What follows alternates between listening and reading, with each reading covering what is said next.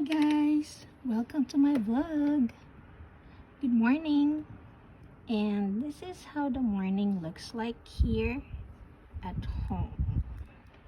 Oh, there's our neighbor plowing the snow already.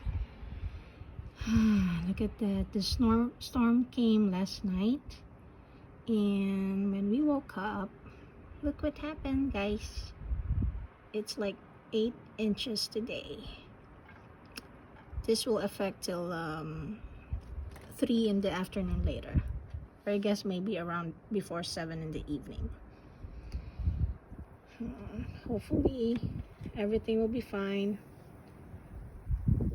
So it's still snowing, guys. This snow will go through the east coast later. It's super white. I love snow, guys. Bye. Stay warm.